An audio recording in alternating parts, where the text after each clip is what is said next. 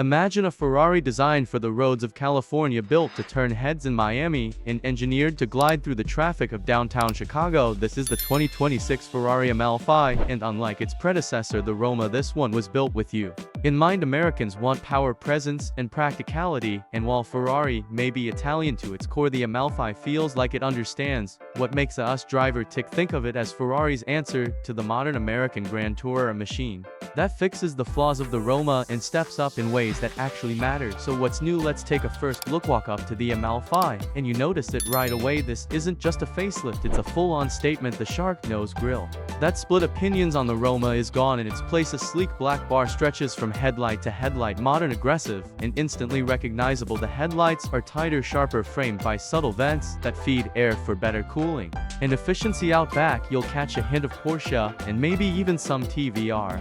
But it's still all Ferrari. The taillights are tucked into a sculpted rear that looks more spaceship than sports car. Color options at us showings include deep crimson, satin white, and a signature metallic yellow that pops in sunlight and under city lights. Park it anywhere. Dominant. Step inside, and Ferrari's changes feel personal. Gone are the infuriating haptic touch points from the Roma. Physical buttons are back where they belong, including that all-important red start switch. American buyers will appreciate the roomier layout. The new anodized aluminum center spine gives the cockpit a refined division between driver and passenger. The seats are more supportive, less track focused, and more road trip ready, perfect for an LA to Vegas sprint or a weekend drive through Napa. The infotainment system now sits in landscape mode, cleaner, simpler, and far more intuitive for those used to touchscreens. In Tesla's or Rivian's, Apple CarPlay is seamless. The audio system is tuned with true stereo richness, and USB-C ports are smartly placed for both front and rear passengers. Family friendly, well, more than you'd expect for a Ferrari. Let's talk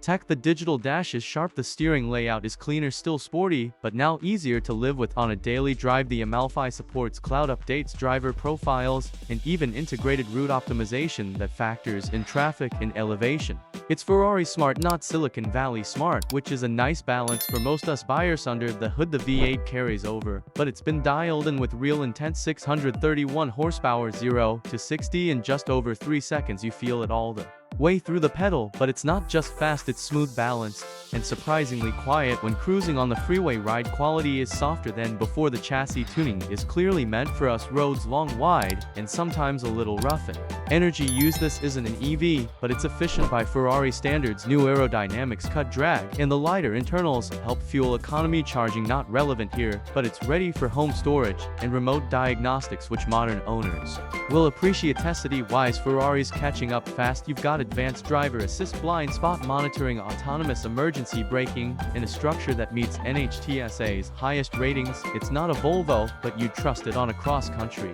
trip. So here's the bottom line: the Amalfi is what the Roma should have been: elegant but not soft, fast but not frantic, comfortable without compromising thrill. For American buyers, it's a luxury Grand Tourer with real daily driver potential, ideal for tech-savvy professionals, GT fans who find the 911 to safe, and anyone who wants to drive something rare, exotic, and finally user-friendly. The Amalfi isn't just Ferrari's next chapter, it's a love letter to the American road.